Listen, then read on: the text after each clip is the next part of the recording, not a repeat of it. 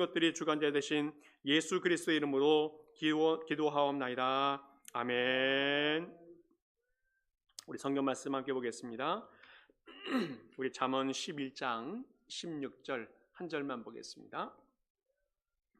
잠언 11장 16절입니다.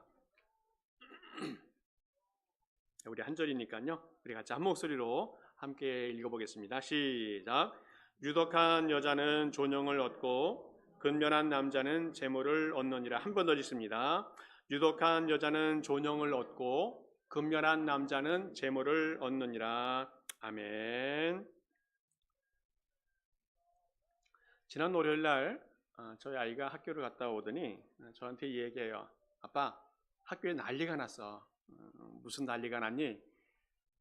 우리 한국 축구 선수 이름 조규성이라는 사람의 이름이 또 그 사진이 SNS에 막 도배가 되었다는 그런 소식을 듣게 됩니다. 그리고 또 그 다음 날에는 큰아이가 저한테 와서 얘기하더니 이젠 그 조규성이라고 하는 그 축구 선수에게 결혼하자, 사귀자 하는 메시지들을 자꾸 보내면서 이제 그 인기가 높아지고 있다는 얘기를 해요. 지금 월드컵 시즌이어서 월드컵 얘기를 안 할 수가 없는데 한국이 지금 좋은 성적을 얻어서 이제 16강에 올라가게 되었습니다.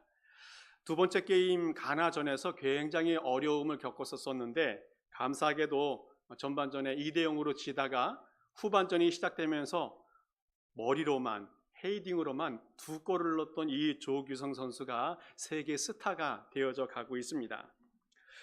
실력도 좋고 외모도 출중하다 보니까 많은 인기를 얻고 있는 것 같아요. 키가 189랍니다. 얼굴도 잘생겼습니다. 그러다 보니까 월드컵 진행되는 과정에 정말 인기를 많이 얻고 있어요. 이렇게 보니까 이 조규성이라고 하는 이 선수의 팔로워들이 게임 전에는 한 2만 명 정도가 되었답니다. 그런데 첫 번째 게임이 진행된 후에는 26만 명 팔로워가 생겼고 두 번째 게임이 지났을 때에는 140만 명의 팔로워가 생겼다는 거예요. 그러니까 그 사람의 인기가 점점 높아지고 있다는 겁니다. 지금 7월 달에 올려놓았던 그 사진이 이제 53만 명이 좋다라고 하는 클릭을 했던 상황이 되어져서 전 세계 여성 팬들의 인기를 한 몸에 받고 있는 그런 상황인 것 같습니다. 그런데 그 사람은 이렇게 이야기해요. 유명해지고 싶은 마음은 별로 없습니다. 유명해져도 그때 나는 지금 나와 똑같습니다. 라고 이야기해요. 별것 없는 선수인데 월드컵 무대에서 골을 넣은 것 좀 믿기지 않습니다. 라고 하는 그런 겸손한 소감을 발표하기도 했습니다. 보면 세상에는 얼굴이 잘생기고 또 인품이 좀 되는 사람들이 인기가 있고 존경을 많이 받는 것 같습니다. 자, 그러면 우리는 신앙인으로서 성경에서는 어떤 사람이 존경을 받고 인정을 받을 수 있는가에 대해서 우리는 살펴볼 필요가 있습니다. 오늘 성경에서 유독한 여자는 존영을 얻는다라고 말씀하고 있습니다. 이 좋은 영이라고 하는 것은 존귀와 영광을 받는다는 의미가 있습니다. 유독한 여자, 이 누구인가 하면 사랑스러운 여자, 아름다운 여자, 현숙한 여자라고 하는 문자적인 의미가 있는데 여기서는 어떤 외적인 매력을 지니고 있는 것보다는 어떤 신앙적인, 어떤 도덕적인 품격을 가지고 있는 사람을 이야기하고 있습니다. 유독한 여자는 남편의 영광이 되어지고 가정을 화목하게 또 번성하게 만들어가는 사람으로서 칭찬과 존경을 받게 되어진다는 겁니다. 반면에 뒤에 있는 근면한 남자는 재물을 얻는다는 말씀이 나오는데 이 근면한 남자라고 하는 것은 힘이 세고 좀 난폭한 남자를 이야기합니다. 이 전반부하고 좀 상반된 의미가 있는데 무슨 말씀인가 하면 힘세고 포악한 남자는 단지 재물만을 얻을 수 있다는 말이에요. 오늘 성경 말씀 속에서 유독한 여자는 존귀와 영화를 받을 수 있지만 힘센 남자들은 재물만 얻을 수 있다라고 말하고 있습니다. 힘보다는 덕스러운 것이 더 유익하고 재물보다는 존귀와 영화가 더 우월하다는 또 존경을 받을 수 있다는 그런 말씀을 오늘 해주고 있어요. 오늘 성경에서는 여인에 대한 이야기뿐만 아니라 모든 사람에게 대해서 이야기하고 있는데 성경 다른 곳에서도 존경을 받고 있는 수많은 사람들이 나오고 있는 것을 보게 되어집니다. 먼저 사무엘상 9장에 보게 되어지면 한번 우리 같이 한번 읽어보겠습니다. 시작. 그가 대답하되 보소서 이 성읍에 하나님의 사람이 있는데 존경을 받는 사람이라. 그가 말한 것은 반드시 다 응하나니 그리로 가사이다. 그가 혹 우리가 갈 길을 가르쳐 줄까 하나이다 하는지라. 여기서 그는 누구인가 하면 사울의 시종이 대답했습니다. 누구를 가리킵니까? 존경을 받는 사람이 사무엘을 이야기합니다. 사울 왕이 왕 되기 이전에 시종과 함께 아버지가 나귀를 잊어버렸다고 해서 그 나귀를 찾아다니는데 하루가 지나고 이틀이 지나도 그 나귀를 찾을 수가 없습니다. 그래서 이 사울의 시종이 그 잃어버린 나귀를 찾을 수 있는 방법을 생각해냈는데 바로 그것이 그 동네에 살고 있는 사무엘이라고 하는 선지자를 찾아가면 알 수 있을 것이다. 그는 누구인가 하면 하나님의 사람이고 존경을 받는 사람이기 때문에 그렇다라고 이야기하는 내용이 나오겠어요. 그 다음 볼까요? 에스더 10장 말씀을 보게 되어지면 유대인 모르드게가 아수에로 왕의 다음이 되고 유다인 중에 크게 존경받고 그의 허다한 형제에게 사랑을 받고 그의 백성의 이익을 도모하여 그의 모든 종족을 안위하였더라. 오늘 성경에서 존경받는 사람은 모르드게를 이야기하고 있어요. 하만이라고 하는 사람의 위협과 모략 때문에 자기의 민족 유대인들이 다 몰살당할 수 있는 그런 위기가 있었었는데 그 죽음의 위기에서 구출해낸 이 모르드게를 존경했다라고 말하고 있어요. 또 사도행전 5장 보게 되어지면 바리새인 가말리엘은 율법 교사로 모든 백성에게 존경을 받는 자라. 공회 중에 일어나 명하여 사도들을 잠깐 밖에 나가게 하고. 오늘 성경에서는 바리새인 가말리엘이 존경받는 사람이었다라고 말합니다. 이 사람은 예수님의 제자들 사도들을 유대 공회에 잡혀가게 되어지고 재판받을 때에 변호해 주었던 사람이 바로 이 가말리엘이었습니다. 또 로마서 12장에서는 형제를 사랑하고 서로 우애하고 존경하기를 서로 먼저 하라. 여기서는 서로 간에 성도들이 존경하고 사랑할 것을 권면해 주고 있어요. 에베소서 5장에서도 그러나 너희가 각각 자기의 아내 사랑하기를 자신같이 하고 아내도 자기 남편을 존경하라. 부부관계 속에서도 아내와 남편이 서로 존중하고 사랑할 것을 말씀해 주고 있어요. 마지막으로 또 하나 본다면 디모데전서 5장 말씀에는 잘 다스리는 장로들은 배나 존경할 자로 알되 말씀과 가르침에 수고하는 이들에게는 더욱 그리할 것이니라. 교회 지도자들에게 영적인 지도자들에게 존경과 또 순종의 모습을 가지고 있을 것을 권면해 주고 있습니다. 오늘 여러 성경을 보았는데 이 성경을 보게 되어지면 최고 지도자나 또 큰 부자나 높은 학식을 가진 사람, 이런 특별한 신분과 또 지위를 갖고 있는 사람만 존경해라, 이것이 아니라는 거예요. 바로 그것이 우리 그리스도인들에게 소망이 되지 않나 싶습니다. 우리는 특별한 것을 가지고 있지 않아도, 특별한 지위를 가지고 있지 않아도, 특별한 신분이나 능력을 가지고 있지 않아도 존경받을 수 있는 길이 있다라는 것이 오늘 성경의 말씀입니다. 일반적으로 많은 사람들은 돈이 있거나 지위가 높거나 학식이 높은 사람들을 존경하고 그를 높이는 것을 봅니다. 특별한 조건이 있어야. 그러나 특별한 조건이 존경받는 유일한 조건이 아니라는 것을 말씀해 주고 있어요. 오늘 성경에서는 이런 것이 다 없어도 존경받을 수 있는 삶을 살아갈 수 있다라고 말씀해 주고 있습니다. 그러면 구체적으로 성경에서 어떻게 우리가 존경받는 사람으로 살아갈 수 있는지 그 몇 가지를 한번 살펴보면 좋겠습니다. 먼저는 정직한 사람이 존경을 받을 수 있다 말씀하고 있습니다. 잠언 17장 말씀을 보게 되어지면 지나친 말을 하는 것도 미련한 자에게 합당하지 아니하거든 하물며 거짓말을 하는 것이 존귀한 자에게 합당하겠느냐? 합당하지 않다라는 겁니다. 오늘 성경에서 미련한 자 나오는데 미련한 자는 신앙이 없고 부도덕한 사람을 이야기합니다. 이런 사람들이 거친 말, 거만한 말, 또 주제 넘은 말들을 한다고 말하고 있고, 또 존귀한 자는 신앙이 있고 또 고상한 사람을 이야기합니다. 다시 말씀드리면 신앙이 없는 사람이라도 지나친 말을 하거나 또 나쁜 말을 하면 안 되듯이 신앙인들에게는 더 정직한 말을 하면서 살아가는 것이 마땅하다 말씀하고 있습니다. 이 세상 모든 사람이 진실해야 되고 정직한 말과 행동을 하는 것이 맞습니다. 그렇다면 특별히 그리스도인들, 신앙인들은 더욱더 정직하고 진실해야 한다는 것을 주님께서 말씀해 주고 있어요. 그러면 왜 모든 사람이, 특별히 그리스도인들이 정직하고 진실해야 되는가? 잠언 28장에 보니까 이렇게 이야기합니다.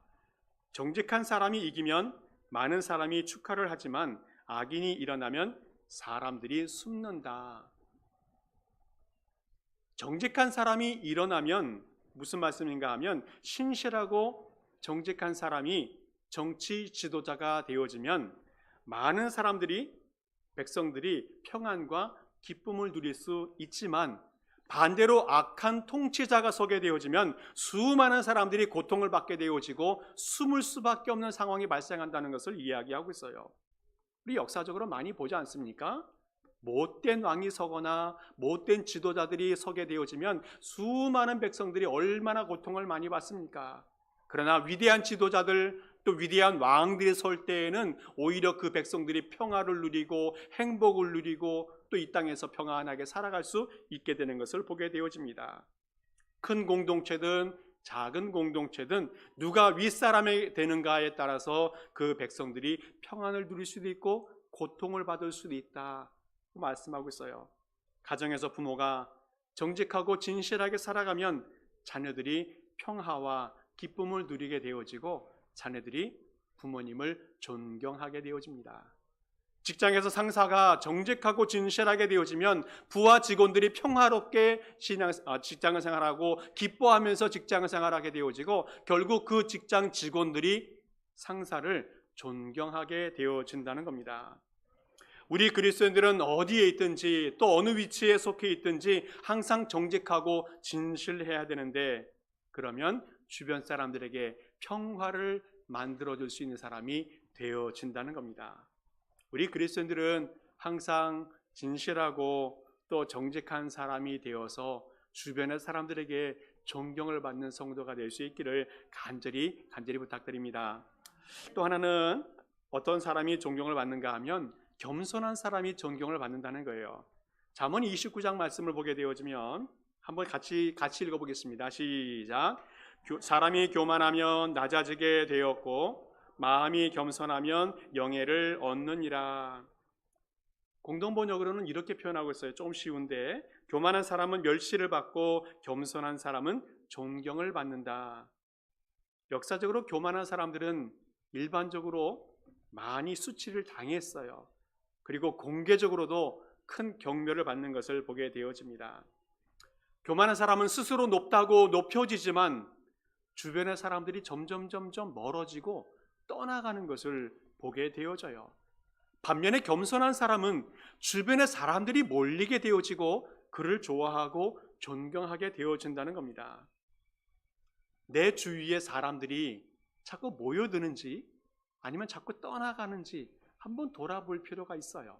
그러면 내가 존경받고 있는 사람인지 그렇지 못한 사람인지를 평가받을 수 있게 되어진다는 겁니다.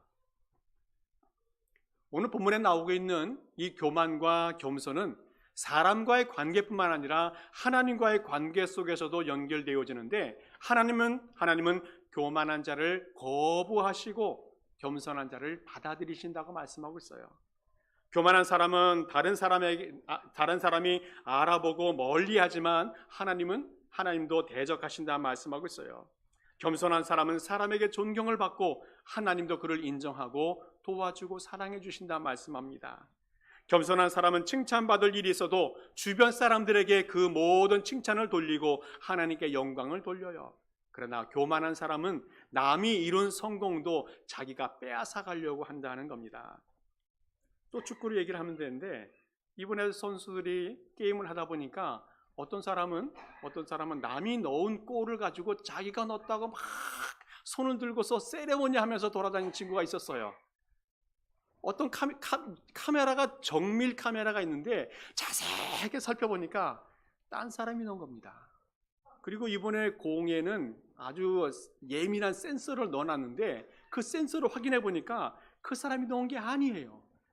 보면 남의 공로도 자기 것으로 자꾸 빼앗아 가려고 하는 그런 교만한 사람들이 많이 있는데 주변의 사람들이 점점점 떠나가는 것을 보게 되어집니다. 특별히 성경에서는 칭찬받을 때 조심하라고 말씀하고 있어요. 그때 그 사람이 교만한 사람인지 겸손한 사람인지 알게 되어진다는 겁니다. 잠언 27장 보게 되어지면 도가니로 은을, 풀무로 금을, 칭찬으로 사람을 단련한다고 말씀하고 있습니다. 칭찬은 한 사람을 시험하는 도구가 될 수도 있다고 말해요. 칭찬받을 때에 그 사람의 됨됨이가 드러날 수 있다는 겁니다. 칭찬받는 것은 기쁜 일이지만 그 기쁜 일 때문에 넘어질 수 있는 위기도 생길 수 있다는 것에 대해서 염두에 둬야 됩니다. 우리가 말할 때에 항상 누구누구 덕분입니다, 모든 것이 다 하나님의 은혜입니다 라고 고백하면서 항상 겸손한 삶을 살아가는 그런 성도 되길 바랍니다. 아무리 좋은 일이 있고 아무리 훌륭한 일이 있고 아무리 칭찬받은 일이 있어도 이 모든 것은 나의 공로가 아니라 주변 사람이 도와주어서 하나님의 은혜로 이렇게 되었습니다 고백하는 것, 바로 그것이 겸손한 사람이라는 거예요. 한국에 국립국어원이 있습니다. 이것은 문화체육관광부 소속인데 한국어를 관장하고 또 한국어 문법을 조사하고 연구하고 또 표준 한국어 대사전을 만들어내고 편찬하는 그런 기관입니다. 근데 거기 보니까, 웹사이트 들어가 보니까 거기 어떤 사람이 질문을 하고 대답한 내용이 나와요.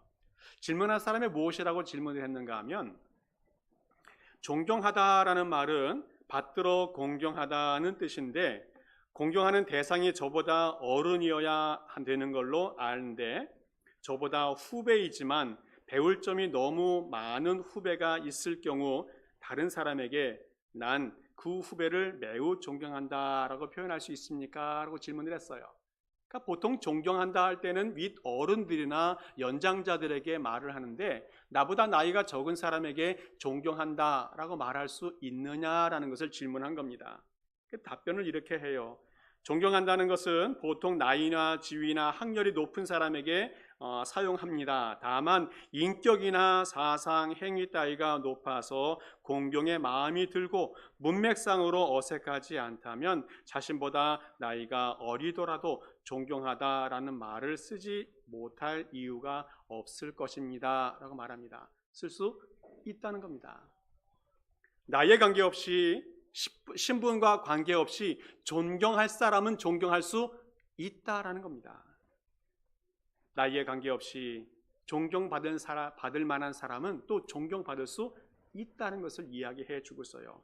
바로 겸손한 사람은 나이나 신분이나 조건 관계없이 존경할 사람을 존경하고 존경받을 수 있는 사람은 존경받을 수 있다는 거예요. 바로 겸손한 사람이 이것이 가능하다는 겁니다.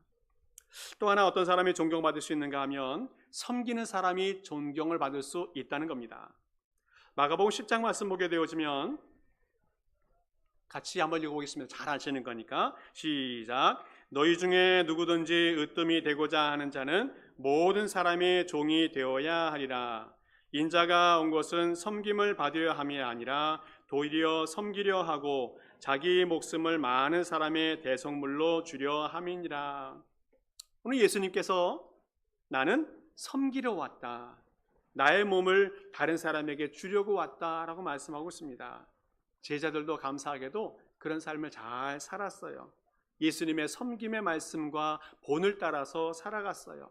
그리고 그 이후에 초대교회 성도들도 예수님의 말씀과 본을 따라서 믿음으로 잘 살아갔습니다.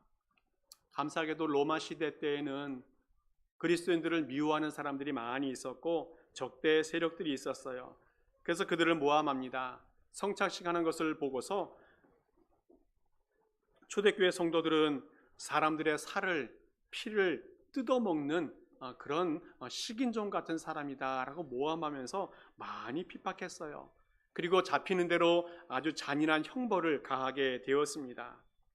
처음에는 로마 사람들이 그 말을 믿었어요. 그래서 많이 핍박하고 많이 고난을 주었습니다. 그런데 시간이 지나면 지날수록 이 사람들의 말을 믿지 않게 되었습니다.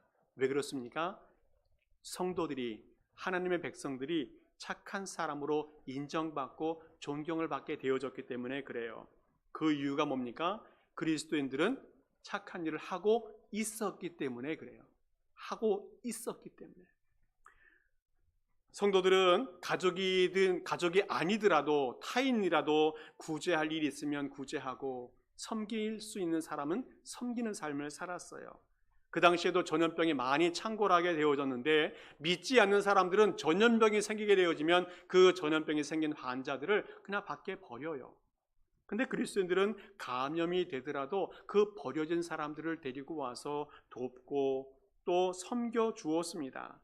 버려진 자 중에서 핍박하던 그 로마 사람이 있을지라도 예수님의 사랑으로 섬겨 주었어요. 이런 그리스도인들의 착한 일을 목격한 로마 사람들, 그들은 마음의 감동을 가지고 되었고 그리스도인들을 존경하게 되었어요. 그리고 그 이후에 예수님의 복음을 믿게 되어졌고 예수님의 사람들이 되었습니다. 이래서 이 로마 시대가 많은 핍박과 어려움이 있었음에도 불구하고 교회가 부흥하고 성장할 수 있는 비결이 되었다는 겁니다. 우리 한국교회도 마찬가지입니다. 한국교회에 복음을 들고 왔던 그 초기의 선교사님들이 복음을 전하는 것도 중요했지만 구제하는 일들, 의료봉사들, 무상교육하는 것들, 얼마나 착한 일들, 섬김의 일들을 해 주었는지 몰라요. 그래서 조선사회에 인정을 받게 되었습니다. 그리고 그 인정받은 것이 한국교회의 성장의 기틀이 되었다라는 거예요. 초기에 한국교회는 세상으로부터 많은 존경을 받았습니다. 그러면 지금은 어떤가요? 지금 교회는 세상 사람들로부터 존경을 받고 있는지, 세상 사람들로부터 인정을 받고 있는지 한번 돌아볼 필요가 있다는 겁니다. 지금 이 시대에는 수많은 사람들이 교회에 대해서 매눈을 가지고 비판과 또 잘못한 것을 찾아내서 욕을 하는 그런 시대가 되어져 버린 것이 얼마나 안타까운지 알 수 없습니다. 교회가, 성도가 세상으로부터 섬김으로 존경을 받지 못한다면 교회 부흥과 성장은 포기해야 한다는 거예요. 반면에 이 교회가 세상에 대한 섬김과 또 세상에 대한 봉사를 통해서 존경을 받고 있다면 그 교회는, 그 성도는 부흥과 성장을 이루어갈 수 있다는 겁니다. 우리 교회가 섬기는 교회가 되어서 세상으로부터 존경을 받을 수 있기를 간절히 축복합니다. 또 하나 마지막으로는 나눔이 있는 사람이 존경을 받을 수 있다라고 말하고 있습니다. 시편 112편에 보게 되어지면 그가 재물을 흩어 빈궁한 자들에게 주었으니 그의 의가 영구히 있고 그의 뿔이 영광 중에 들리리로다. 아멘. 세 번역에 보니까 마지막 길이 이렇게 표현하고 있어요. 그는 영광을 받으며 높아질 것이다. 사람들은 이웃에게 베풀 줄 아는 사람, 이 사람들을 존경하게 되어지고 하나님도 그를 인정하고 높여준다는 말씀을 오늘 해주고 있습니다. 한국에 위대한 사람들이 많이 있지만 그 중에 한 사람을 찾아서 얘기한다면 한국 유리의 창업주인 최태섭 장로님이라는 분이 계셨답니다. 이분은 해방 당시에 만주에서 사업을 했는데 그 당시에 해방이 되면서 이제 공산주의가 많이 자리를 잡게 되면서 인민재판에 회부가 되었어요. 그 마을에 기업체 사장님들 또 많은 부자들을 운동장에 모아놓고 그 밑에서 일하던 사람들이 저 사람이 어떤 사람인지 평가하는 것에 의해서 인민재판이 시작이 되었습니다. 한 사람씩 단에 올려놓고 이 사람이 어떤 사람인가 물어보았을 때 죽여야 한다라는 말이 나오면 곧바로 처형을 당하는 그런 상황이었다는 겁니다. 이 최 장로님 마음속에는 나는 이제 죽었구나, 내 인생이 여기서 끝나는구나 하는 생각을 했답니다. 최 장로님이 등단을 하게 되어지고 사람들이 물어봐요. 이 사람이 어떤 사람인가 물어보았는데 많은 대중들이 침묵하고 말을 하지 않았어요. 그때가 그 중에 한 중국인이 이렇게 이야기합니다. 우리 집이 형편이 어려웠었는데 그때 우리 아이들이 학교에 갈 수 있도록 또 병원에 갈 수 있도록 도와준 분이 저분입니다. 저 사람 살려주면 좋겠습니다 라고 이야기했어요. 그랬더니 그 주변에 있던 사람들이 한 사람 한 사람씩 이 장로님이 선한 행동에 대해서 이야기하면서 좋은 사람이라고 거들어 주었습니다. 결국 그 장로님은 그 인민재판에서 살아나게 되어졌고 해방 후에 남쪽에 와서 사업을 하게 되어졌는데 이분의 사업의 목적은 사업 성공이 아니었다는 거예요. 사업의 성공과 실패는 부수적인 것이었고 그 사업의 첫 번째 목적이 무엇인가 하면 그 회사에서 일하고 있는 그 사원들이 어떻게 하면 행복할 수 있을까?